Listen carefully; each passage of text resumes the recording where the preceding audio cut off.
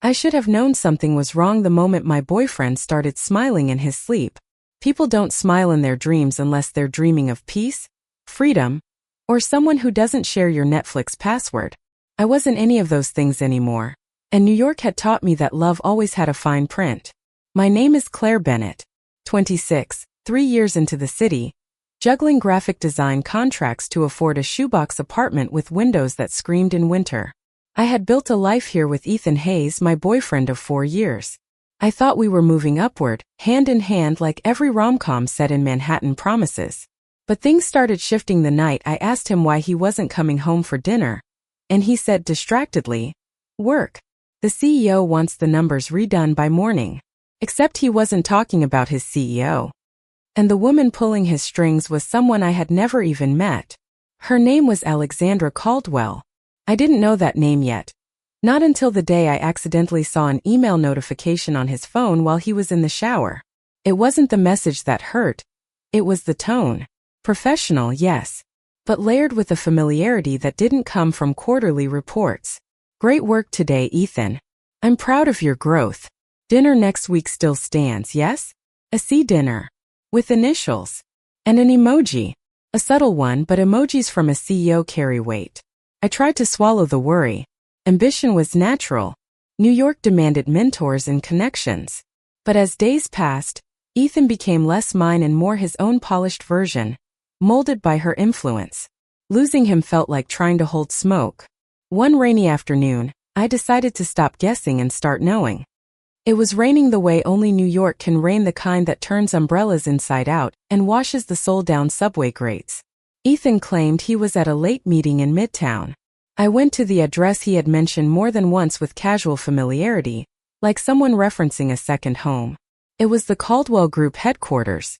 A skyscraper of glass, power, an ego that made you feel small standing outside. Inside, the lobby glowed with soft gold light. Receptionists wore smiles that looked rehearsed. My cheap sneakers squeaked against the marble. I remember thinking I had no right to be there. That the world beyond the glass elevators belonged to people who never worried about rent. But I went up anyway. 31st floor. The door was open. I expected voices behind it, laughter, tension, even the sound of a kiss. Instead, I saw him alone, binder in hand, shaking like he feared disappointing someone he hadn't even met yet.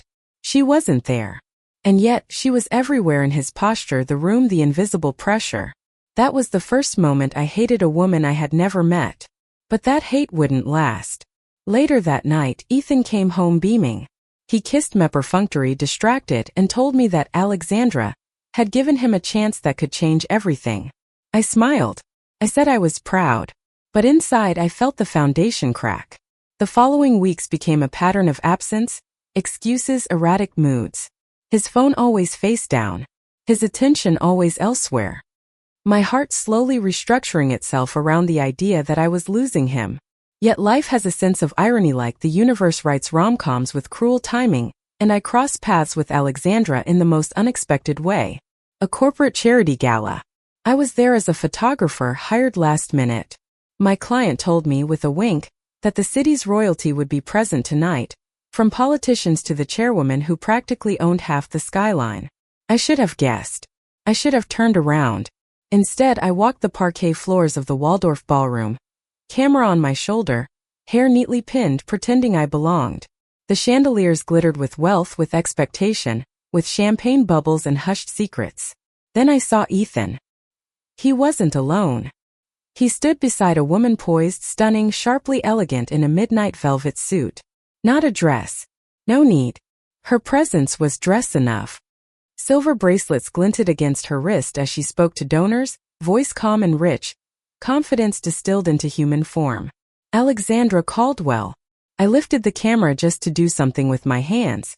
Through the lens, she turned and looked directly at me. Noticed me. Noticed him noticing me. She didn't react with guilt or embarrassment. Instead, her eyes softened with something I couldn't name: pity, understanding, regret, maybe all of them at once. Ethan, however, paled. "Claire," he hissed when I approached him later. "You shouldn't be here." "I'm working," I replied. "Something you've been doing a lot of lately. Maybe we should start scheduling each other." His jaw clenched. He looked uncomfortable. Like a boy caught stealing candy, except the candy was his own ambition. Then, unexpectedly, Alexandra appeared beside us. "Ethan," she said with a gentle but commanding tone, "you have a call waiting." He scurried away. And then it was just the two of us. I don't know what I expected the woman who took my boyfriend emotionally, if not physically, to look like up close. But she looked tired, human. "Claire Bennett," she said, "your photography is exceptional. I've seen your portfolio." I blinked. "You know who I am." "Of course." She gave a small smile. "I make it a point to know the people who matter. Even indirectly." Indirectly. That word sat heavy. "Is he?" I began but couldn't finish. Her expression changed, not surprise, but a quiet acknowledgement. "No," she said softly. "Not like you're thinking. I mentor him. That is all." I wanted to believe her. But part of me had seen too many stories with older benefactors and ambitious young men climbing their way upward, one private dinner at a time. She sighed, noticing my skepticism. "Ethan is talented," she said gently. "But talent without direction becomes wasted potential. I pushed him because he asked me to. But somewhere along the way, he forgot to tell you what that meant for your life together. And that isn't on me." Her honesty stunned me. She could have lied, deflected, acted superior. Instead, she seemed to speak not as a CEO, but as a woman who had lived long enough to understand how ambition can eat relationships alive. Maybe that was the moment something shifted in me. Later that night, after I finished photographing the event, I stepped out into the quiet hallway, just to breathe. The city lights flickered through the windows, streaking gold across the marble. Footsteps approached. "Alexandra again. I didn't mean to disrupt your life," she said quietly. "And I'm sorry if my presence has caused you pain. I should have walked away. I should have thrown every fear and jealousy at her feet. Instead I said, 'Pain is part of loving someone.'" She inhaled slowly, as if those words affected her more deeply than I intended. "May I ask you something?" she said. "Yes. When did you know you were losing him?" I didn't need to think. When he stopped looking at me like I was part of the future he was building. Alexandra's gaze softened with recognition. "I know that feeling," she whispered. We stood there, two women connected not by rivalry, but by the same wound, loving someone who was slipping through their fingers.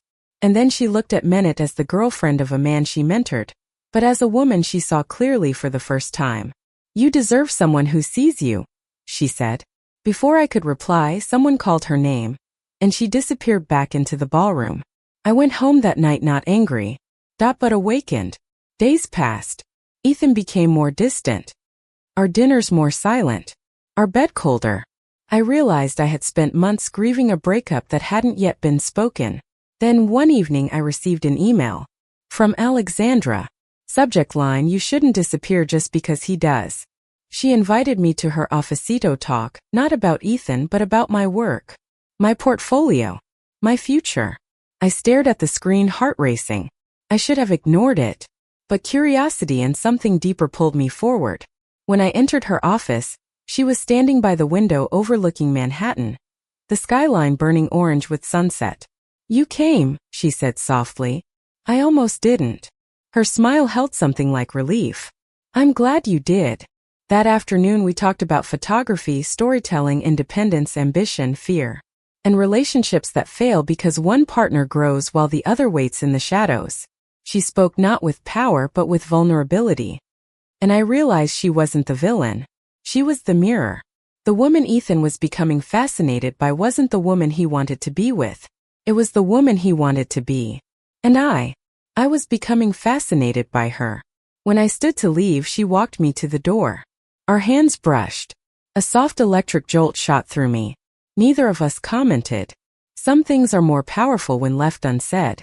As the elevator doors closed, I saw her watching me, expression unreadable but full of something I wasn't ready to name. That night, I finally confronted Ethan. It was quiet. No screaming. Just truth peeling open. He admitted he was lost in ambition. That he couldn't balance love and the version of success he chased. That he didn't know how to be with me without feeling like he was failing. I didn't cry. I just let go. When he left, I sat in the stillness of our apartment and realized the person I kept waiting for wasn't coming back. But someone else might be walking toward me. A different type of love. A different type of future. And that was the beginning. Of everything. The morning after Ethan moved out of our apartment was eerily quiet. The stillness didn't feel peaceful. It felt like that moment in a movie when the audience is waiting for a door to slam, or a scream to echo down a hallway. But none came. The city outside hummed, horns and sirens and subway announcements, as if mocking the silence inside my home. I stood barefoot in the kitchen, staring at 2 coffee mugs on the counter. His was missing. Only mine remained. I should have thrown it away, symbolically cleansing the emotional debris. Instead, I washed it carefully and put it back in the cabinet as if cleaning the mug could somehow clean the memories. The apartment felt bigger without him. And yet I felt smaller. My phone buzzed at 9:14 a.m. One new message. From Alexandra. Just checking in. How are you holding up? I stared at the screen, unable to answer. How was I holding up? I didn't know. I felt like I had jumped from a building and hadn't yet hit the ground. And the strangest thing was she was the one who noticed I was falling. I replied, not great, but surviving. A moment later, if you need air, I'm free at lunch. I know a place. Who was this woman and why did she care? The easiest answer was that she didn't. She was simply kind, compassionate, mature enough to understand what heartbreak looked like, because she'd seen it up close, probably lived it. Maybe many times. And yet, there was something between us now. Something subtle, quiet, unspoken. Something that had begun the moment she looked at me across the ballroom as if she saw not the girlfriend of her protégé, but a woman with her own story. I swallowed hard, feeling the weight of a decision.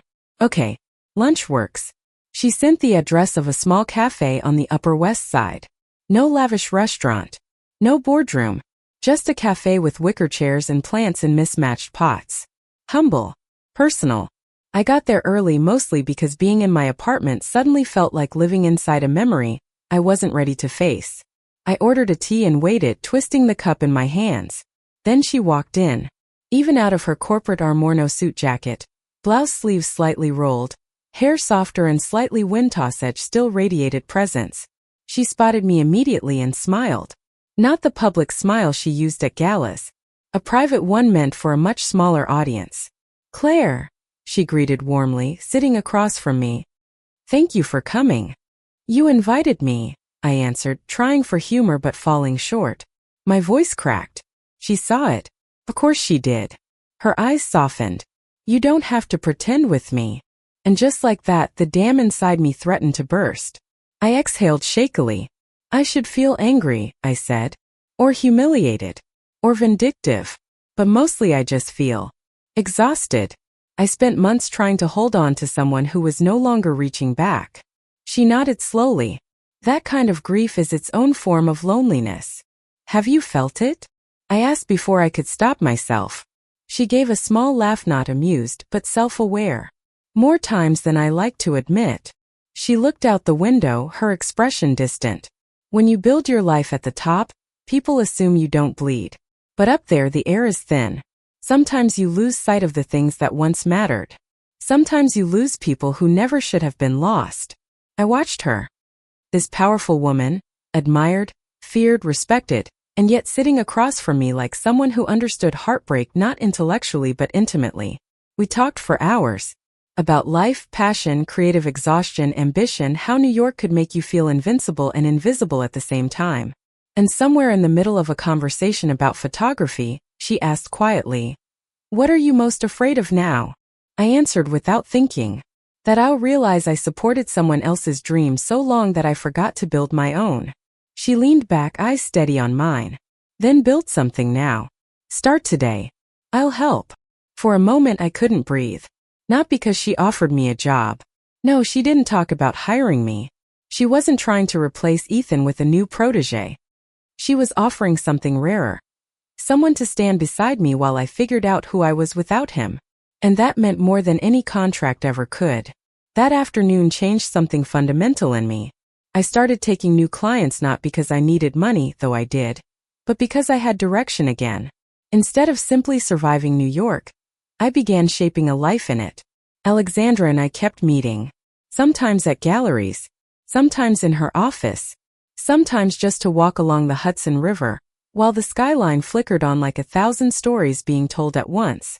And every time we met, I learned something new about her. Like how she took her coffee, black, no sugar.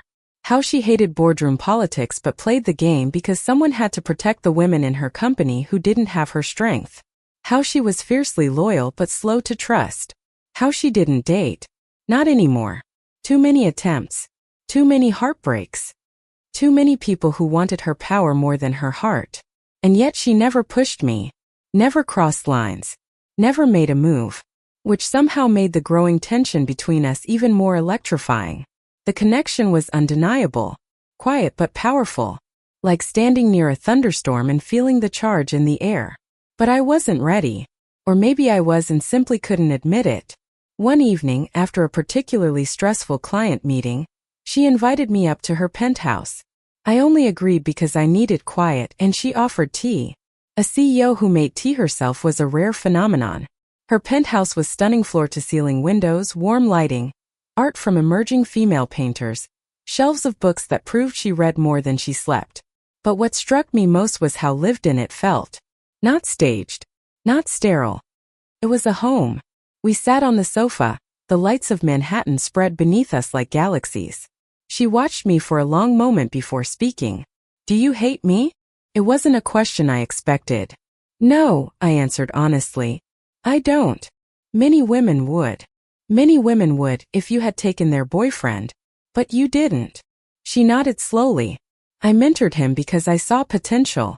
I kept pushing because he kept asking. But I never meant to come between the two of you." "You didn't," I said softly. The distance came from him.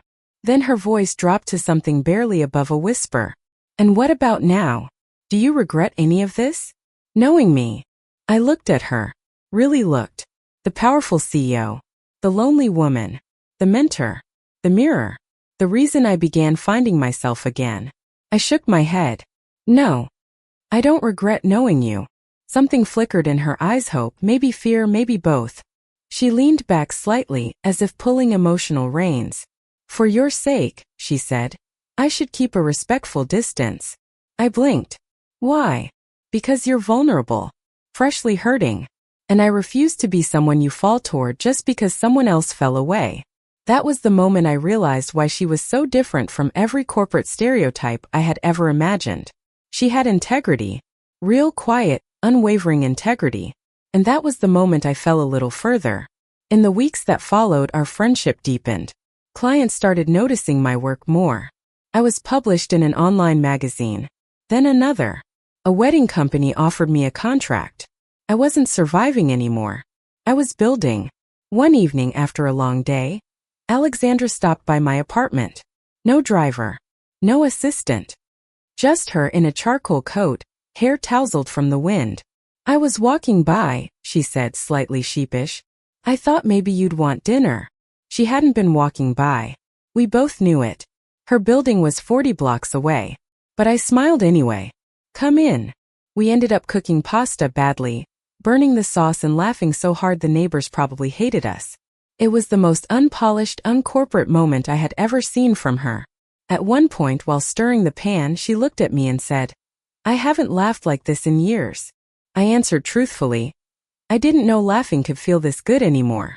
When we sat down to eat, the lights in the apartment flickered, old wiring, and a building that needed renovations nobody wanted to pay for. She looked around with an amused expression. "This place has character." I snorted. "That's New York for it's falling apart, but you pay too much to leave." She grinned. "I suppose that makes sense." We ate in comfortable silence before she asked, "Do you feel like a different person now?" I thought for a moment. "No.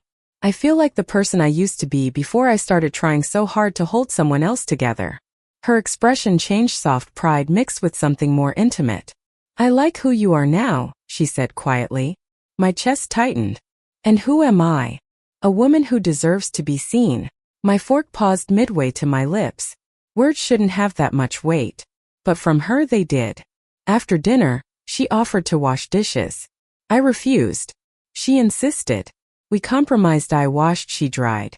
At one point our hands brushed. We both froze. Electricity wasn't an exaggeration. It was real. Immediate. Charged. She looked at me, something unguarded in her eyes. Claire. My name sounded different from her. Like a confession. Like a possibility. I swallowed hard. Alexandra. Neither of us moved. Neither of us looked away. Then, slowly, she stepped back, putting space between us, not because she wanted distance, but because she respected it. I should go, she said softly. I walked her to the door. She paused before leaving. If this ever becomes something. Her voice trembled almost imperceptibly. I want it to be real. Not something born out of heartbreak or loneliness. I nodded. Voice barely steady. I understand. She held my gaze for 3 long seconds, then turned and walked down the hall. The moment the door clicked shut, I exhaled shakily, pressing a hand to my chest like I was trying to keep my heart from running after her. That night I couldn't sleep. I lay awake staring at the ceiling, replaying every moment, every look, every almost. And I wondered if the universe sometimes ended one love not to punish us, but to make room for the one we truly needed. Time passed. Weeks.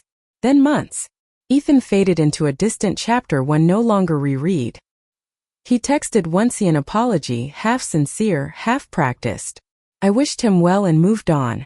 My life, however, moved towards something new. Something that felt like standing on a cliff, not afraid of falling, but finally ready to fly. Alexandra and I saw each other often. Dinners, art events, evenings in her office where we sat side by side working in comfortable quiet. We grew close. So close that sometimes I caught myself staring at her, imagining what her hand would feel like around mine, imagining what she tasted like, imagining what it would be like to lean in, close the distance, and kiss her. But we didn't cross that line. Not yet. She wouldn't rush me, and I wasn't ready to rush myself. Until one night, when everything changed. It happened on a Thursday night, the kind of night when New York's rain hits the pavement in a rhythm that sounds like someone typing too fast on a keyboard, desperate to finish a sentence. I had just wrapped a photo shoot in Brooklyn. My clothes were damp, my hair frizzy, my shoes squishing with every step. I looked like a half-drowned cat with good camera equipment. All I wanted was a cab and a hot shower. Then my phone buzzed. From Alexandra. Are you home? Not yet. Just finished a shoot. Heading back. A pause. Then another message. I need to see you. My heart kicked hard in my chest. Everything about her was always measured, disciplined, precise. For her to send that sentence, 5 simple words, meant something had shaken the calm she always carried. I sent a cab-hailing emoji. On my way. The ride back was slow, rain hammering the windows as the cab crawled through midtown traffic. But my pulse was rushing faster than the city outside. By the time the elevator opened onto her floor, I could feel anticipation tightening my stomach. I knocked. No answer. I lifted my hand to knock again when the door opened. She stood, the Reno shoes, hair slightly undone, as if she'd run her hands through it too many times. Not polished. Not poised. Not the CEO everyone else knew. Just a woman trying not to fall apart. The moment she saw me, her posture cracked. The shield she always wore slipped. And her voice was quiet, fragile in a way I'd never heard. Claire. I stepped inside and gently closed the door. What happened? She looked away, breathing unsteadily. I had a board meeting tonight. That alone explained half her exhaustion. But the way she spoke told me there was more. They want me to step down. My stomach dropped. What? Why? She laughed, not bitter, just tired. Because my vision is too idealistic. Because I invest too much in people instead of numbers. Because I refuse to play the same politics that have poisoned this industry for decades. She walked to the window, staring at the Manhattan skyline glowing through sheets of rain. They think I'm losing focus. Losing control. Her next words were a whisper. That I've gotten distracted. I froze. We both knew what, or rather who they meant. Me. She wasn't supposed to care. She wasn't supposed to get close. CEOs dated discreetly, strategically, or not at all. Anything else was a liability. I walked to her slowly. Do you want to fight it? She smiled without joy. Of course. I always fight. Good, I said softly. Because you're not alone. She finally met my eyes. I don't want you to get caught in the fallout. Maybe I don't care. She exhaled, something raw in her expression. That's what scares me. I stepped closer. Alexandra. I chose to be here. Silence. Heavy. Charged. She looked at me like she was memorizing every line of my face. When I met you, she whispered, I thought I was helping you rebuild. I didn't expect you to become the one thing holding me together. I swallowed, my heartbeat loud in my ears. And I didn't expect to fall for the woman who turned my entire life upside down. Her breath caught. Lightning flashed outside, bright enough to paint the room in white for a second. Thunder followed 3 beats later. She took a step toward me. Claire, she said quietly, if I kiss you, there is no going back. I didn't hesitate. Then kiss me. She closed the distance in one slow, deliberate movement, her hand lifting to cup my jaw. She kissed me like someone who had held back for far too long. Like every decision she ever made led her here. And I kissed her back like someone who had finally stopped running from the truth. Her mouth was warm, firm, certain. One hand slid into my hair, the other guiding me backward until my spine found the wall. I felt her breath against my lips. Tell me to stop, she whispered. I shook my head. Don't. The second kiss was deeper. Slower. The kind that rewrites every memory that came before it. Her fingers traced my waist, cautious but yearning, as if she was still asking permission even now. We didn't rush. We didn't need to. We had both waited too long for something that was finally real. Minutes passed, maybe more. When we finally parted, foreheads resting together, the air between us was warm and sweet and full. What happens now? I whispered. She laughed softly. You and I stopped being afraid. But life is never that simple, not even when love is. The next week was a storm of board pressure, press whispers, false rumors, and corporate threats. But something had changed.